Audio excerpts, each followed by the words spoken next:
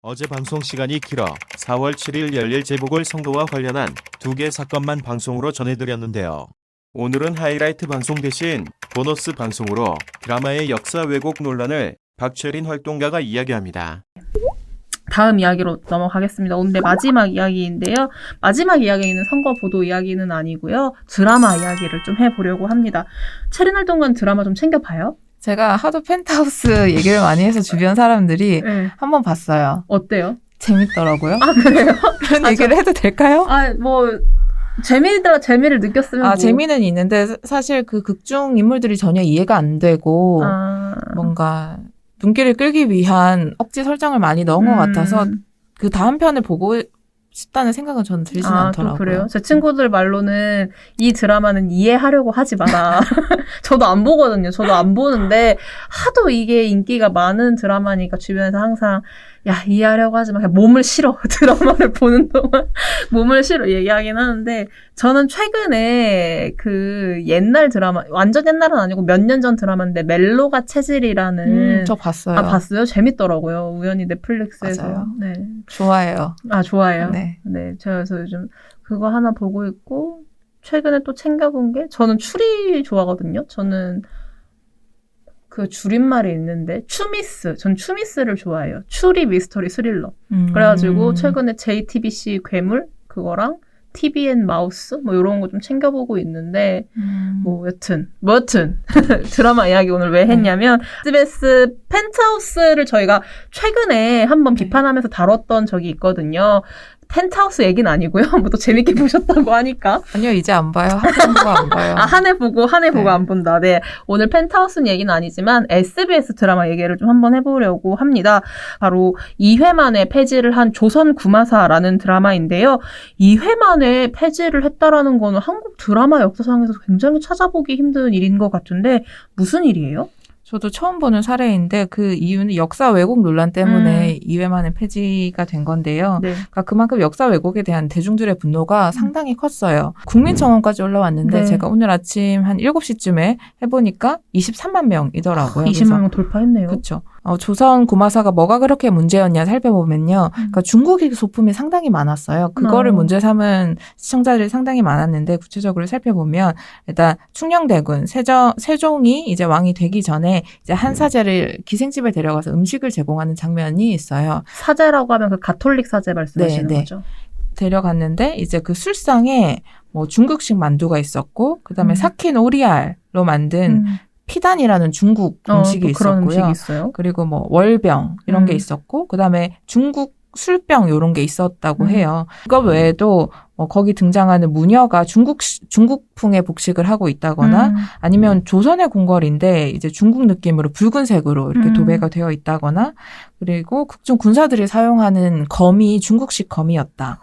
그리고 거기 OST가 중국 현악기인 고쟁 고금 이런 걸로 연주한 거였다라고 해가지고 이게 뭐 한국 역사에 대해서 얘기를 하는 건데 중국이 아니냐 뭐 이런 비판이 상당히 컸어요. 그리고 특히나 최근 중국이 뭐 김치도 중국 거다. 네, 한복도 중국 거다. 별게 다 니네 거라고. 이렇게 해서 억지의 주장을 펼치고 있는 상황에서 그런 상황에서 드라마가 중국의 그런 목소리를 더 키워주는 빌미를 제공한 게 아니냐 하면서 대중들의 분노가 더 컸습니다.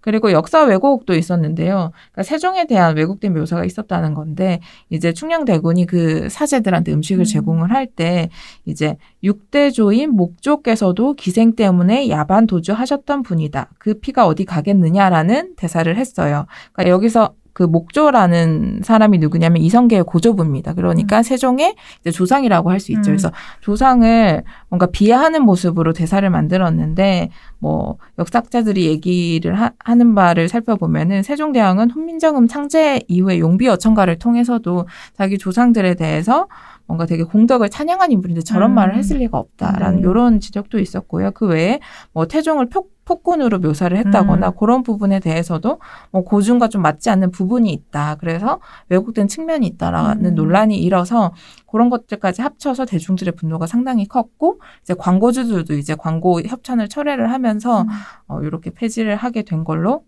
보입니다. 네. 원래 이 SBS 조선구마사가 워낙 이 역사 왜곡 논란이 일다 보니까 네. 뭐 잠시 쉬면서 이제 재정비를 하고 뭐 내용을 조금 바꾼 다음에 돌아오겠습니다라고 했다가 이렇게 광고주들까지 광고를 다 빼고 이렇게까지 나아가다 보니 폐지에 이르렀다는 생각이 들어요.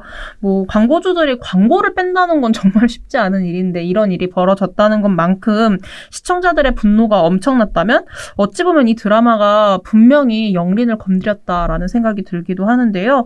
아무리 드라마라고 하고 꼭 이런 역사 드라마 앞에는 뭐 해당 내용은 뭐 허구입니다. 이런 말이 들어가잖아요. 그렇게 허구다라는 이야기를 덧붙인다라고 하더라도 이게 역사적 배경이 있고 또 지금 이게 또 국제 관계를 건드리는 지점이 있다 보면은 허구라고 해도 용납이 절대 될 수 없는 지점이 있다는 생각이 들어요. 박채린 활동가는 좀 어떻게 생각하시나요?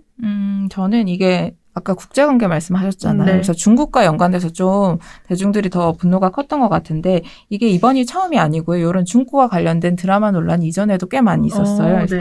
광고 측면에서 보면은 최근에 그 빈센조라는 TVN 드라마가 있다고 해요. 네. 중국 거기서 컵라면 먹었나? 뭐 그런. 중국 비빔밥을 먹는 한국 인물이 한국에서 중국 비빔밥을 먹는 장면이 있는데 그게 PPL에 의한 거라고 합니다. 그리고 그 TV 역시 같은 방송사인 TVN의 여신 강림이라는 드라마가 맞다. 있대요. 여기도.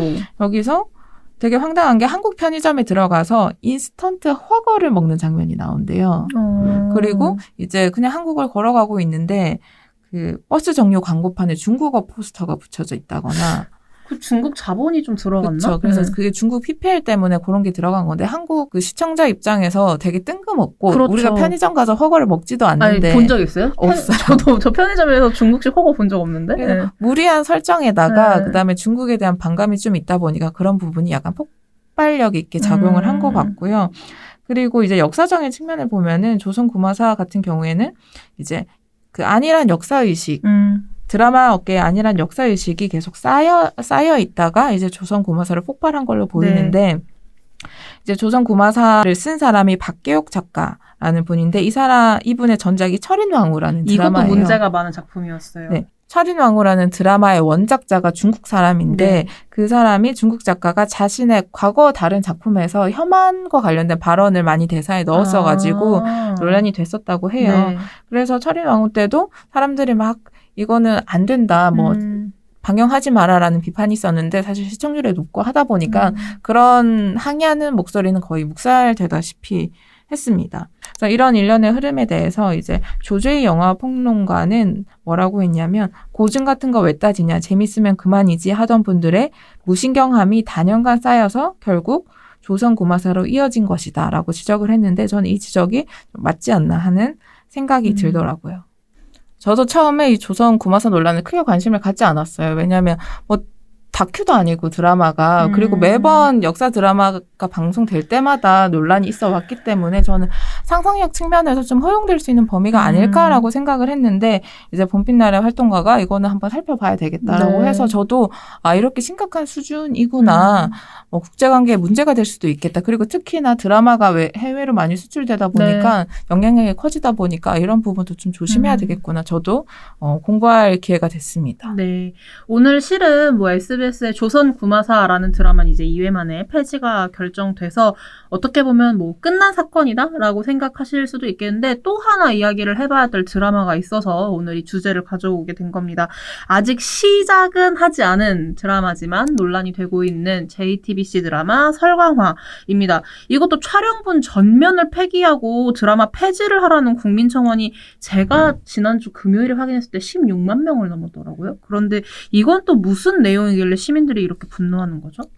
그러니까 이 드라마의 핵심 설정은 민주화 운동가인 줄 알았더니 알고 보니까 간첩이더라. 라는 게 좀 핵심 설정이고 문제되는 설정인데요. 네. 이거를 두고 그러니까 우리의 역사를 현대사를 살펴보면은 많은 민주화 운동가들이 간첩으로 몰려서 고문당하고 희생당했잖아요. 근데 그러한 역사적 사실을 무시하고 민주화 운동을 폄훼한다라는 지적이 일었던 겁니다. 네. 그리고 이거 외에도 안기부 요원을 대쪽 같은 인물이다. 뭐 강직한 성품 등으로 좀 긍정적으로 묘사한 부분도 있어서 이런 지점에도 좀 분노가 상당히 컸습니다. 근데 이것과 관련해서 이제 JTBC가 입장문을 냈어요. 알고 보니 간첩이었던 남자 주인공이 민주화 운동을 주도하지는 않는다. 그리고 드라마가 87년 대선 전국을 다루곤 있지만 민주화 운동이 주요 배경은 아니다. 이와 관련해서 두 차례나 입장문을 냈어요. 근데 나래 활동가도 표정을 보면 알겠지만 전혀 납득이 되지 않는다는 게 대체적인 평가입니다. 네. 살펴보면은 이제 JTBC가 뭐라고 했냐면 남녀 주인공이 민주화 운동에 참여하거나 이끄는 설정은 대본 어디에도 존재하지 않는다. 그리고 극중 배경과 주요 사건의 모티브는 민주화 운동이 아니라 87년 대선 전국이다. 라고 얘기를 했죠. 네. 근데 이것과 관련해서 이제 87년 대선 전국이 어떻게 해서 생겨났는가를 생각을 해보면 사실 6월 항쟁이나 이런 걸 다루지 않을 그러니까요. 수가 없거든요. 그러면은 이 알고 보니 간첩이었다라는 인물이 등장해서 민주화 운동과 같이 다뤄질 수밖에 없는데 이 부분은 어떻게 설명을 할 것이냐. 뭐 이런 지적이 일고요. 그리고 안기부는 대쪽 같은 성품을 가진 사람이다라고 그 안기부 직원이 네. 직원에 대해서 좋게 드라마는 이렇게 캐릭터 설정을 해놨는데 이것에 대해서 이제 사람들은 뭐라고 하고 있냐면 안기부에서 그 당시 안기부를 생각하면 네. 대쪽 같은 성품을 가진 사람은 아예 발도 들일 수 없는 곳이 안기부다라는 거예요. 그러니까 매일마다 무고한 학생들이 고문을 당하고 정권을 위해서 간첩을 조작해내는 일만 계속 하는 데인데 거기 어떻게 강직한 성품을 가진 사람이 견뎌내서 거기서 일을 할 수 있겠느냐라는 것이죠. 근데 이에 대해서 JTBC가 또 뭐라고 했냐면 근데 해외 파트에 일하는 사람이야. 그래서 그러니까 대쪽 같은 인물이라 도저히 국내 파트는 있지 못하고 해외 파트로 가 있다. 이렇게 좀 설명을 했더라고요. 근데 그것에 대해서 또 사람들이 뭐라고 반박을 하고 있냐면 아마 동백님 사건을 다들 들어보셨을 거예요. 그래서 뭐 독일 등의 유학생들을 간첩으로 몰아서 이제 희생시키거나 고문한 그런 사건인데 그런 것까지 고려를 하면 해외 파트에 있다는 해명도 사실 전혀 납득이 되지 않는다라는 그러니까요. 비판이 일고 있습니다. 네.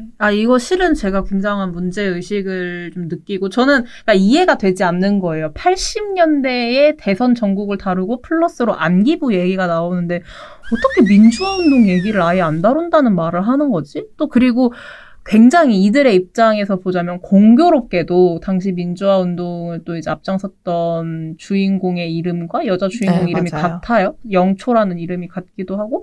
그러니까 입장문이 제가 이해가 되지 않는 거죠. 입장문을 봐도 내가 납득을 하고, 그렇구나. 내가 오해를 했구나라고 생각하기 좀 어려운 지점들이 있어서 오늘 한번 방송으로 다뤄보자라고 가지고 온 것인데요. 근데 뭐 이게 그런 얘기도 있어요. 그러니까 아직 방송이 시작하지 않았기 때문에 보고 판단을 해야 할 지점도 분명히 있다. 뭐 이렇게 말씀하시는 분들도 있기도 하거든요.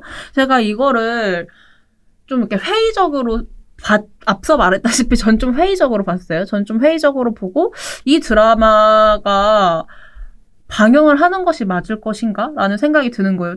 또 마침 여자 주인공이 우리나라에서 굉장한 지금 인기몰이를 하고 이제 전 세계적으로 영향을 끼치고 있는 블랙핑크의 지수 씨가 나온다고 하는데, 그럼 또 분명히 해외로 수출도 많이 되고 해외 팬들도 많이 볼 텐데, 이런 드라마가 하는 게 맞을까라는 생각이 저는 들더라고요. 근데 또 민원련 내부에서도 제가 문제의식을 갖고 이제 활동가들에게 공유를 하니까 의견들이 좀 서로 좀 다른 부분도 있었어요. 박채린 활동가는 좀 어떻게 봤어요? 일단 드라마는 다큐멘터리하고 다르기 때문에 저는 창작자의 상상력을 최대한 인정해주고 허용해줘야 된다라는 입장이거든요. 근데 조선 구마사와 설광화 사례를 보면서 좀 지켜야 할 선은 분명히 있겠구나. 네. 그런데 이때까지 드라마 관계자들이 시청률 등의 이유로 그런 선을 지키지 않았구나라는 거를 저는 인식을 했고요. 또 이런 논란을 보면서 제가 떠올랐던 영화가 1987이에요. 네. 그 1987은 이한열 열사가 등장을 하고 그 당시의 상황을 다룬 것인데 거기에 이제 김태리 씨가 나오는데 그 이한열 열사와 약간의 러브라인이 있거든요. 그렇죠. 네. 그거는 100% 허구란 말이죠. 네. 그래서 그 정도는 뭔가 그 당시의 상황을 설명해 주는 데 있어서 심각한 왜곡을 일으키지는 않아요. 근데 달리 생각을 해보면 만약에 이한열 열사를 간첩으로 바꿔버렸다. 그건 완벽한 왜곡이죠. 그렇죠. 그런 것들은 그런 최소한의 선은 지켜야 하지 않을까라는 생각이 들었고요. 네. 그리고 역사 드라마가 방영될 때마다 왜곡 논란이 있잖아요. 매번 있죠. 그래서 사실 뭔가 이게 왜곡이다, 아니다, 뭔가 딱 잘라서 설명할 수 없는 부분이 분명히 존재하기는 할 거예요. 근데 중요한 거는 이때까지 드라마 업계가 그런 선을 지켜라라는 목소리를 듣지 않아왔다, 무시해왔다라는 것이고요. 이번 그 조선구마사와 설광화를 사례로 고증은 최대한 확실하게 하고 논란이 될 부분에 대해서는 좀 더 고민을 하고 방향을 결정해야 되지 않을까 하는 생각이 들었습니다. 네. 조선 구마사가 폐지를 하고 나서 얼마 있지 않아서 또 이렇게 설강화라는 드라마까지 함께 논란이 되고 있어서 이 지점도 좀 계속해서 짚어보고 설강화 드라마 지금 제가 오늘 확인하진 못했는데 금요일에 확인했을 때 이거 드라마 하면 안 된다라는 청원이 16만 명이었거든요. 그러면 이것도 이제 설강화 측에서는 또 계속해서 뭐 본인들도 입장문을 내고 방영에 대해서 여부를 결정을 할 것 같은데 이후에 뭐 또 이야기가 나오게 되면 저희가 한 번 더 이제 구체적으로 정리를 해서 짚어드리는 시간을 갖도록 해보겠습니다. 오늘 방송은 여기서 마무리하고요. 수요일에 저희 드디어 마지막 선거 보도 모니터를 들고 찾아뵙도록 하겠습니다.